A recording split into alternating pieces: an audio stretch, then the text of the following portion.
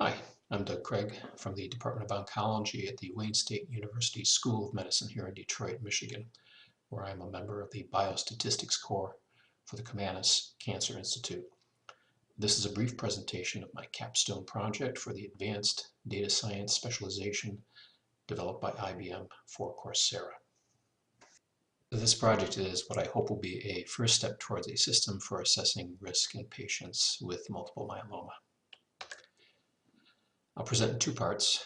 The first part will be a summary for stakeholders of the problem space, the data I'm using, and a short demo of the solution. In the second part, I'll dive more deeply into the technical issues of the data science behind the solution. First, some background on what multiple myeloma is and the problem I'll be trying to solve. Multiple myeloma is a cancer of the plasma cells, which are a key part of the immune system. Overgrowth of the plasma cells can crowd out normal blood-forming cells, which can in turn lead to anemia, low red blood cells count, and or bleeding due to fewer platelets, which are also a normal product of blood-forming cells. In the US, multiple myeloma develops in approximately 6.5 per 100,000 people per year. The approximate median survival of multiple myeloma is from 3,000 patients treated between 2005 and 2012. For stage 1, actually the median has not been reached because these patients were recently treated. Stage 2, the median survival is 83 months, so about 7 years. For stage 3, it's 43 months, so about 3.5 years.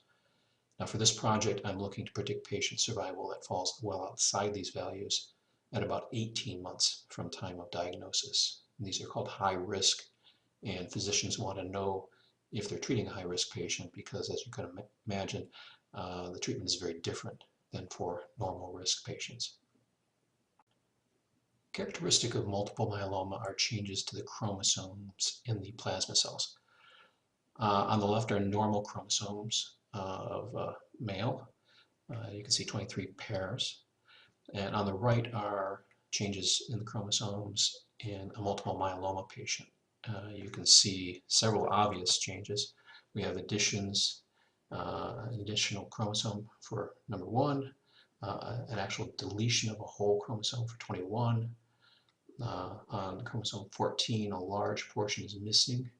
In this case, it's probably been translocated to another chromosome where it's actually been fused together. So these are characteristic of some of the changes we'll see are additions, deletions, translocations. Cytogenetics is the study of how abnormalities in the chromosomes, broken, missing, extra, fused, affect cell function.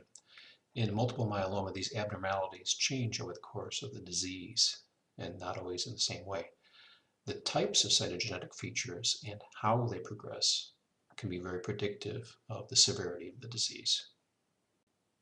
This is an illustration of some of the changes that can take place over the course of the disease.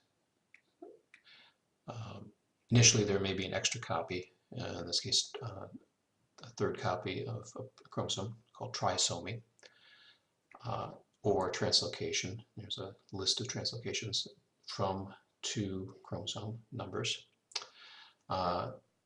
Later, there may be deletions of chromosomes, in this case deletion of 17, or an amplification, meaning there's a part of a chromosome is now in multiple locations, so it's amplified.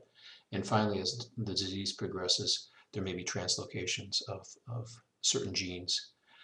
In this case, the MYC gene, which can become stuck in the on position because it was moved and it's now permanently on. And because MYC is normally responsible for activating and boosting the production of other genes, this can turn normal cells into cancerous cells. Multiple myeloma risk is associated with certain common cytogenetic aberrations. For example, trisomy, which we saw in the previous slide, 3 copies of a chromosome, and translocation 1114 are standard risk aberrations, whereas the deletion of chromosome 17 and or translocation from 14 to 16 are typically high risk. Now we'll take a look at the particular data set that I've used to build a model that will hopefully allow us to assess whether a particular patient is high risk once they've been diagnosed with multiple myeloma. The data set I'm using is from the Multiple Myeloma Research Foundation, as collected and curated for the Multiple Myeloma Dream Challenge. The Dream Challenges are an open science project that uses crowdsourcing to competitively develop solutions to questions in biology and medicine. This particular challenge ran from June to October of 2017. I'll be using a subset of the challenge data that includes cytogenetic features.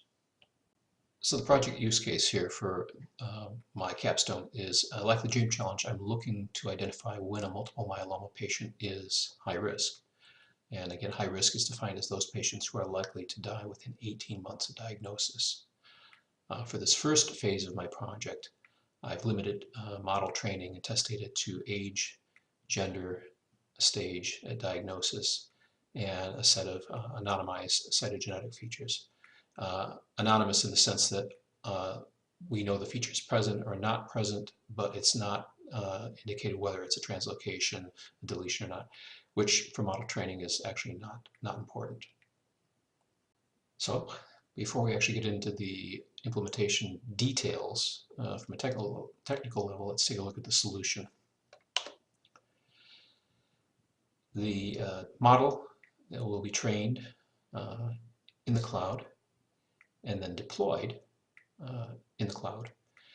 That model will then be accessible as through a REST API on a web application server, which is serving up an HTML page that, in this case, an oncologist would take a look at on a tablet or a computer, access the application, input some patient data, which makes a call back out to the REST API and provides prediction back to the end user, the physician in this case.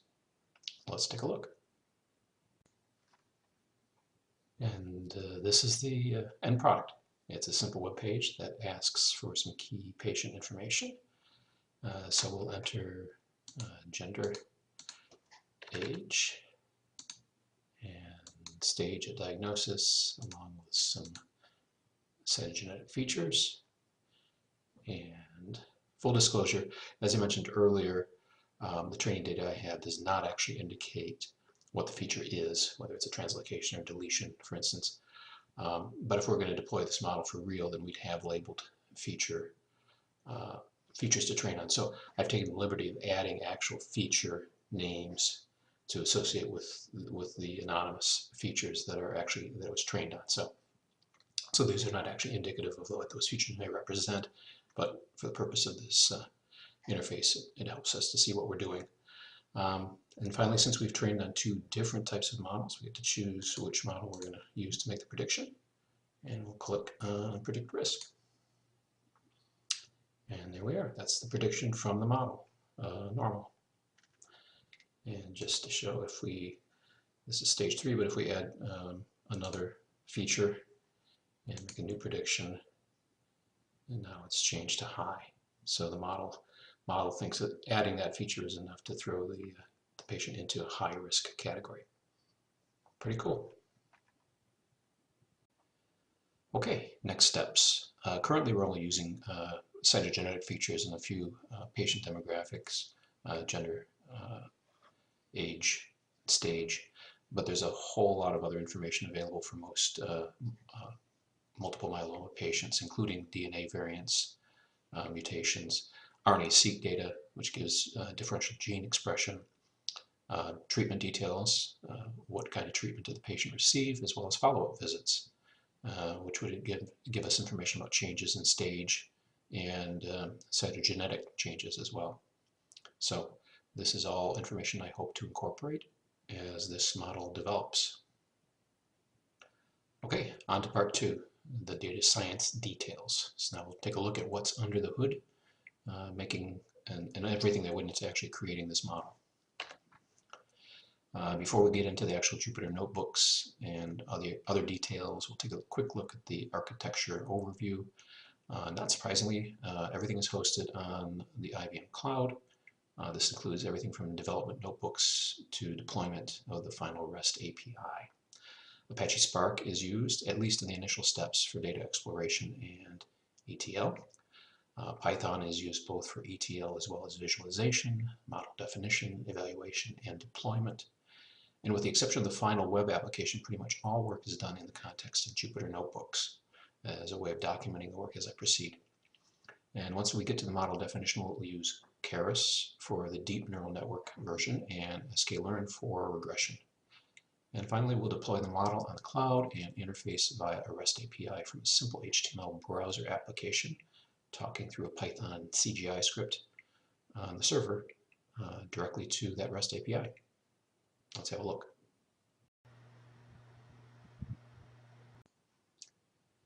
Okay, here we are with the initial data exploration.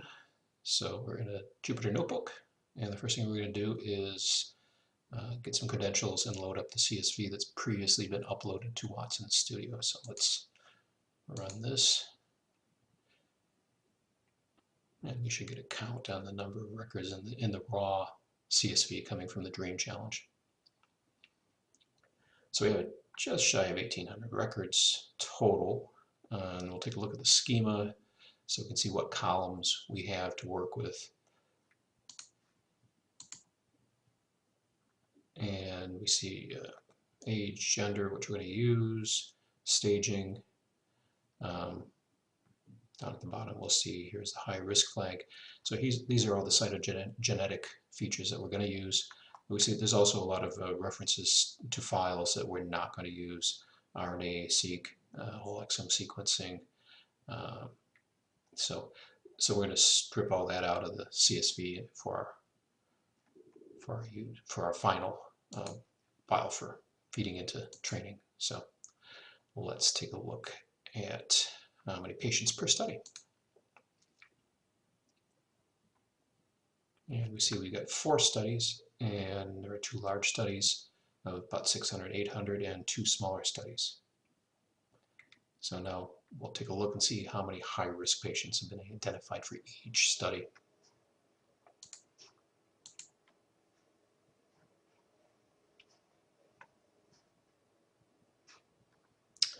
And censored means that the patient is excluded from this data because of no follow-up. We see we get relatively good distribution of high risk across the 4 different studies. And since we want to use staging as well, let's see how well the patients are distributed across different stages.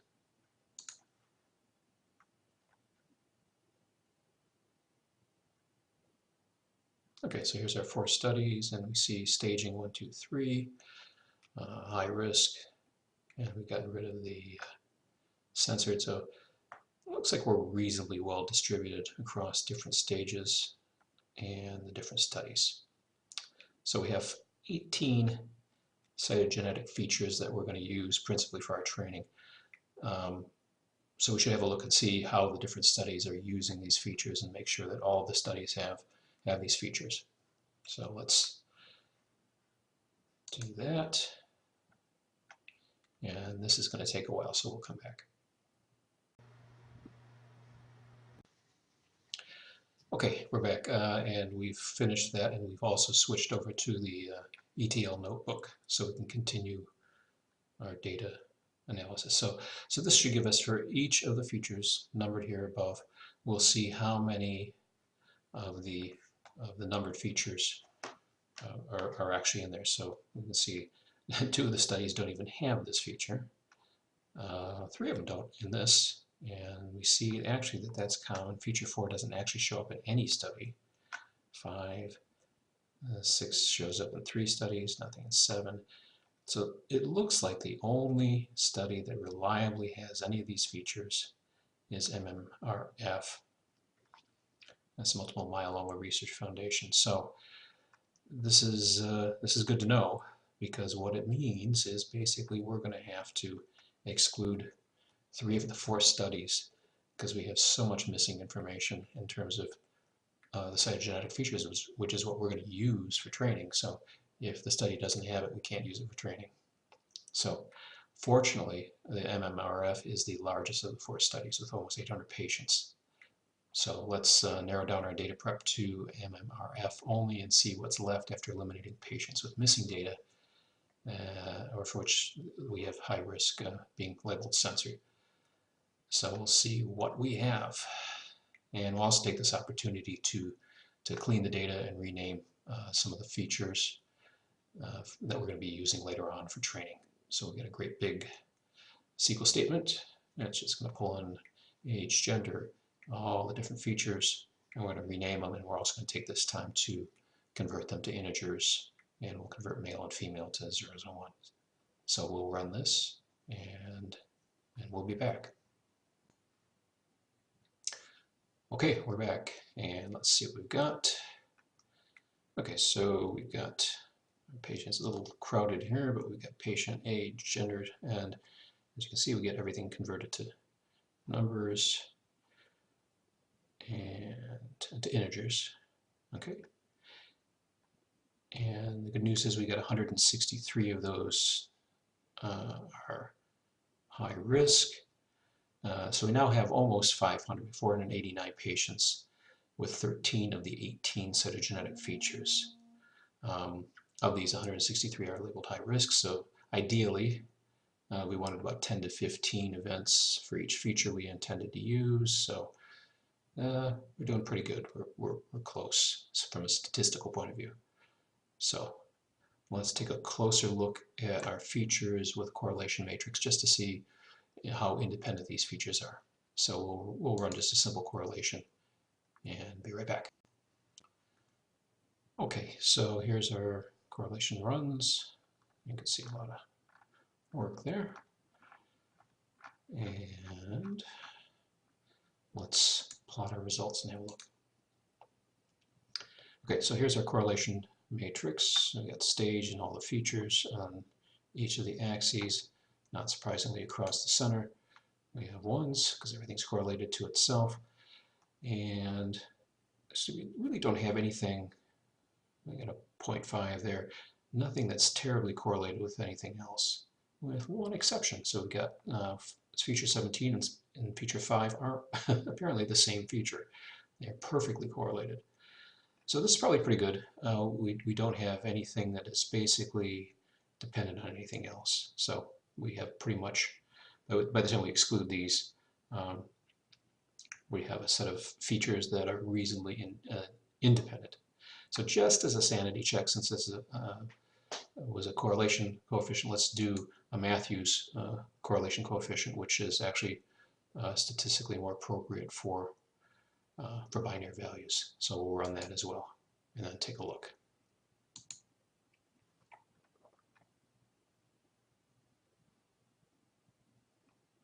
This one runs a little faster, and we'll plot it. And good news, it looks pretty much identical to our previous correlation matrix. So we're good, I think, on our features.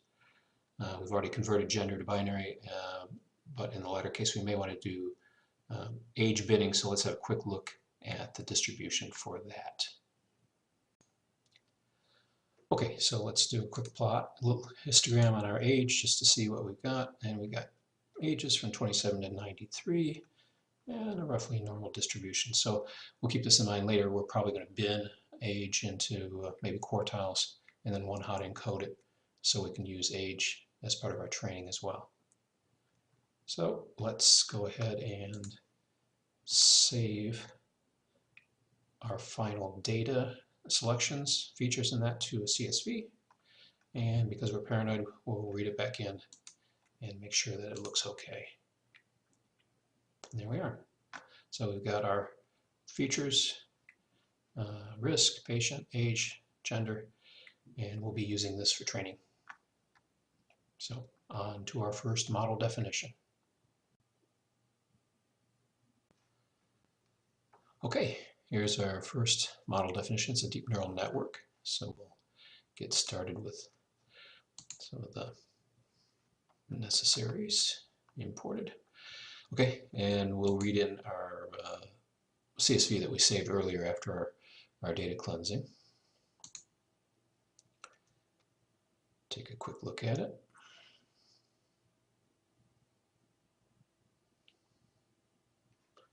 And everything looks good. So for this first model, we're going to exclude patient ID, which is obviously not something we need to train on, but we're going to exclude age and gender, and we'll come back to that as part of the feature engineering later. So we're just going to use stage and then all of the cytogenetic features, and high risk is the label that we're going to be training on. So let's split our data into test and training data. And 489 total, 391 will be for training, and 98 will be for testing. Everything looks good. We'll set up our labels. So our labels there. And like I said, since we're only going to be using some of the columns, we're going to be excluding age and gender and the ID. We're going to just pick the columns that we need. And this will be our final training data.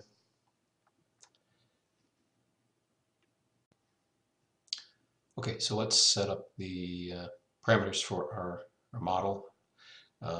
We just parameterize the number of neurons for each of the layers for second, third, and number of epochs, batch size, that sort of thing. And all of this I've been fooling around with before. So what we're seeing right here is what I've kind of settled in on after a bunch of fed. You can see here that I actually was trying some dropout layers and things like that in multiple layers. So let's set up our parameters. And we're going to use a sequential model defined using Keras, and we will compile it and fit it. And here we go for 100. So we see, well, this is going down, but not very well. In fact, if we plot it, which I have, it bounces around a little. Our accuracy is improving much, so. But even though our training is going on for a while, we're not really converging. So, which, as we'll see later, is probably a result of a small training set, and we really need more features. So anyway, let's go with what we've got here. Okay, so let's see how so our final accuracy on our training set was about 78%, which is actually pretty good. But let's set up our test labels and our test. Same thing, we're going to narrow down our test to only those that we're interested in. Print it out, do a double check, looks good, and let's evaluate it and see how it does on the test. And we see our final test accuracy is just shy of 60%, which is not that great. So we'll see if we can improve it using logistic regression, and finally we'll also add some feature engineering, see if we can improve that.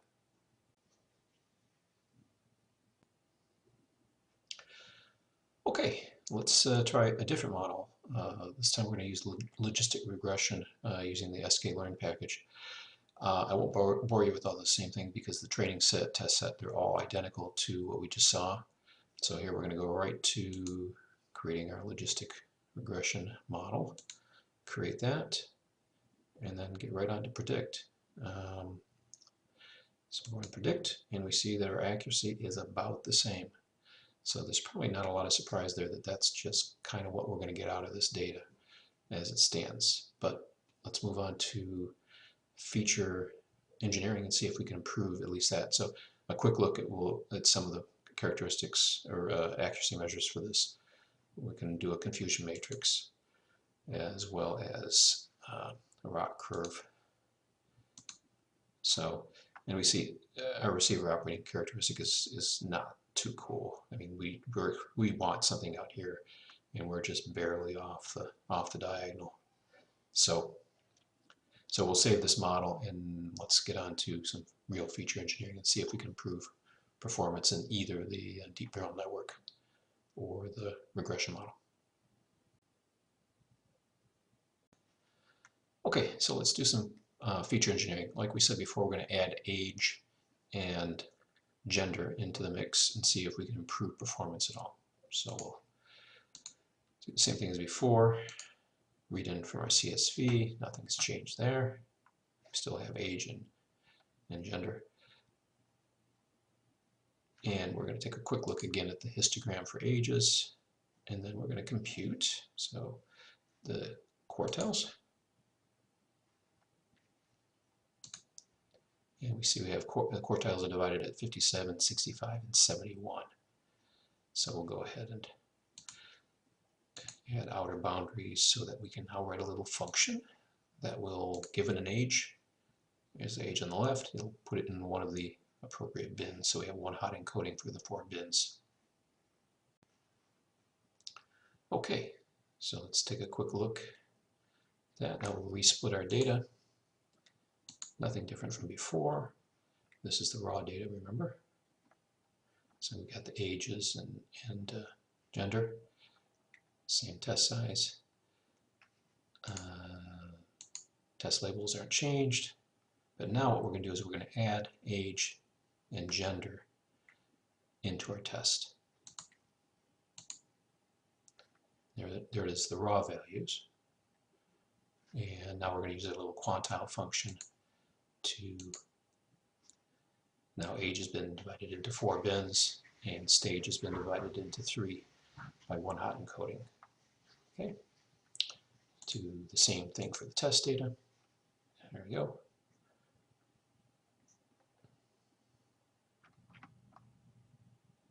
And test label hasn't changed.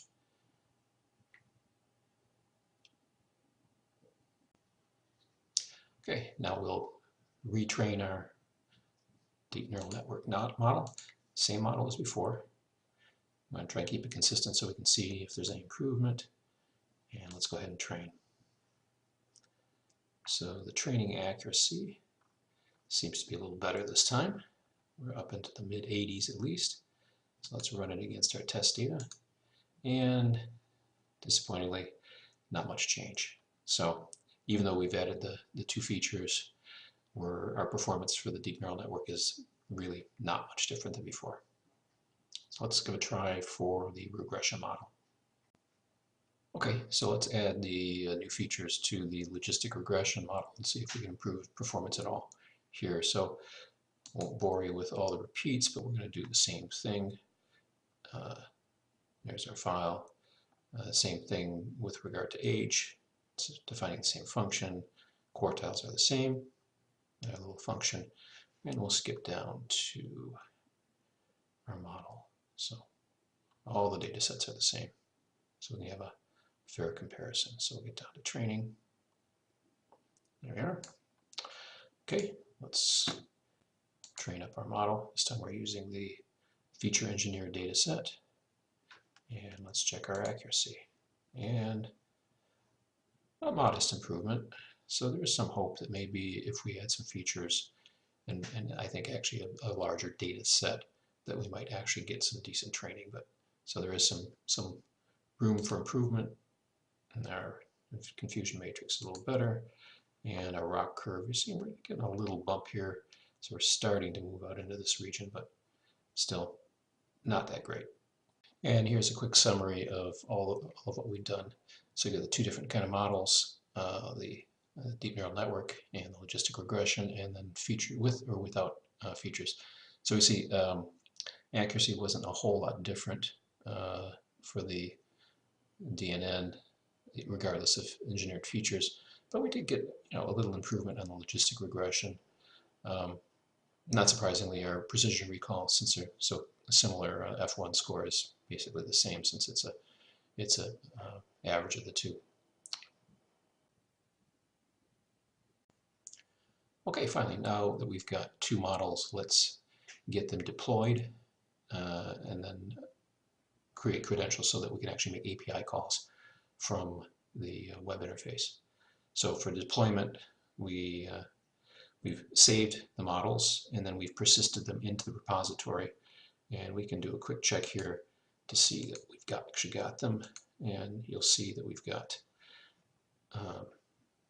2 versions. We get the versions of the model without, this is just a regular model, this is one with logistic regression, this is the feature engineered one, and then as you can see I've already deployed them previously, so rather than redeploy them and overwrite I'll just show you the steps here. So this is actually going through the deployment and makes it available out in the repository.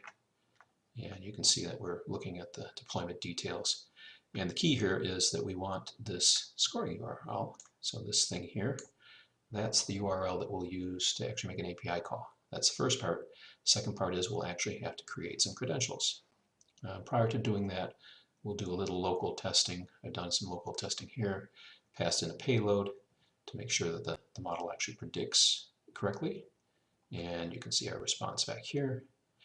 Prediction 001, 001, so not high risk, not high risk, high risk. And that actually matches our previous models. And now let's go ahead and get a token. And this guy here will get put over to the server so that we can actually make an API call. Okay, we're over on the web server now, so let's take a look at some of the code here behind the HTML. So this is our actual HTML code. There's some jQuery subroutine that's going to be called when we hit the predict button that we'll see in just a moment. So the first thing it does is collect all the form data, package it in a JSON object, shows us what it's going to send, and a little pop-up that we'll see in a moment. Makes an asynchronous call using AJAX over to the CGI, which is going to actually make the API call up to the trained model. Then when it comes back, we'll get another pop-up that shows what it returned, and then we'll actually display a pop-up that will tell us is it predicted high risk or normal.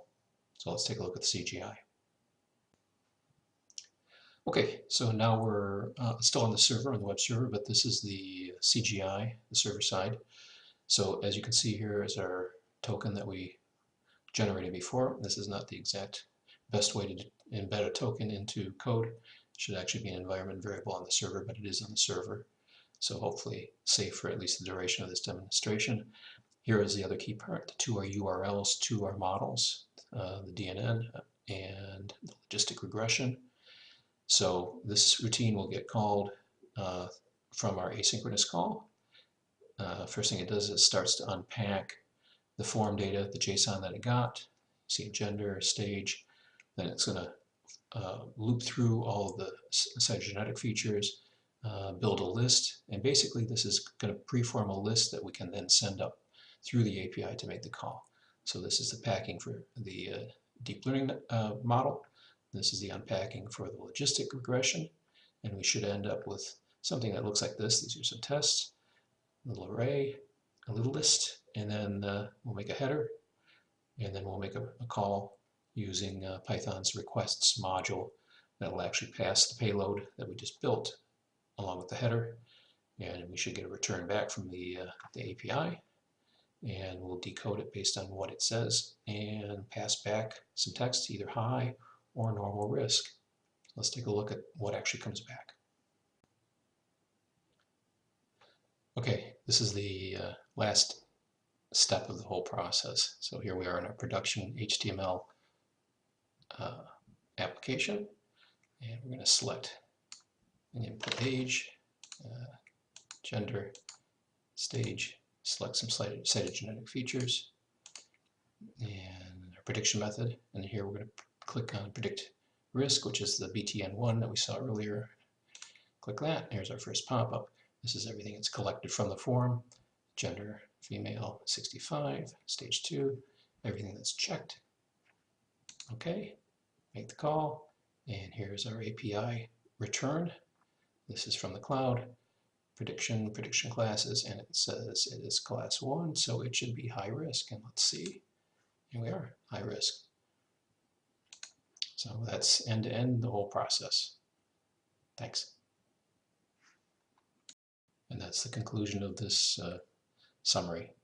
Hopefully this work will continue, and I can start incorporating some of the other data that's available for patients and improve model performance. Thanks for your attention.